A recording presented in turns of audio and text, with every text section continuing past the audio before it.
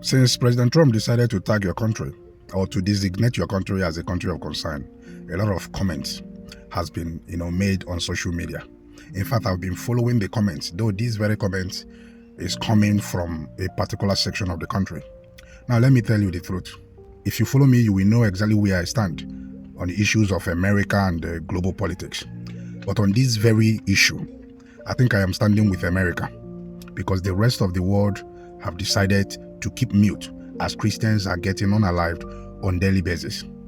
For those that think that President Trump is acting on false information, let me remind you of something. Are you aware that during his first tenure as president, that he had already set up a committee to be chaired by the then Vice President Mike Pence on the same issue, on the same subject matter? But the only thing that thwarted the whole process was COVID-19. So when COVID came, all the plans and everything fell apart. But does the unaliving of Christians ever stopped in this very country of concern? The answer is no. And the highest when it comes to the country, a lot of people, in fact, is uncountable. This thing happens on daily basis, on weekly basis, on monthly basis. This country of concern has the highest presence on social media. As far as Africa is concerned, this very country has the highest presence on social media. So whatever that is happening here, once you post it, they have people abroad, people that lives in various countries. Once they share it, their friends from those countries will be aware of everything that's happening. How do you think that Nicki Minaj was able to know exactly what was happening in this very country of concern, to the point of praising President Trump for taking this bold decision to designate this very country of concern? How do you think that happened? If you go through the records, you find out that Nicki Minaj was not even a supporter of President Trump.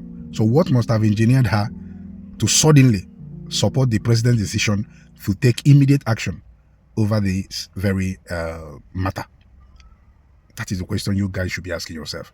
So whenever anybody tells you that the only reason President Trump is interested in this very country of concern is because of the oil, ask that person, since he or she was born, how has the oil benefited he or she? How has the oil benefited them? In that same country, you don't have good roads, you don't have constant electricity, you don't have running water, you don't have good hospitals, you don't have jobs. And the insecurity right now is at the top of it. And all you are concerned about is that somebody is coming to take oil. If that person is coming to take oil in order to save your miserable life, why can't you accept such an offer? The oil that has never benefited you.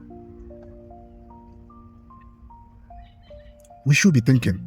People should be thinking. Because you're on social media, you have social media presence, you just go live on social media and you begin to talk without properly analyzing the situation. How many times have we posted on social media where people are being, buried in mass graves and everything? How many times do I need to mention the states where all this has happened? Not once, not twice, not thrice. This is something we see every day. In fact, it became part of us. Every day we wake up and we listen to news that 10, 20, 50 persons has been unalived, and we move on as if it's nothing. These people are people's father. These people are people's husbands. These people are people's siblings. These people are people's relatives. That it hasn't been done to you or to any of your family relatives doesn't mean that it's not happening. This is a reality. And I'm glad that those that are currently in power also leveraged on the same issue to come to power when they declare the past president as incompetent.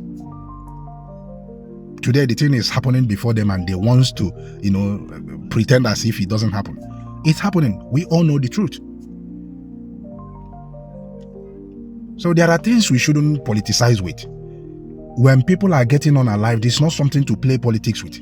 This is life we are talking about. If this country has proven by its words, its action and everything, that they cannot be able to protect a particular section of religion in this part of the world, then let those that are willing to do so, let them get involved. So you that is there out on social media trying to cover what is already known to the world, be careful. Be careful, because tomorrow it might be your turn. Tomorrow it might be your turn. Let me end it here for now.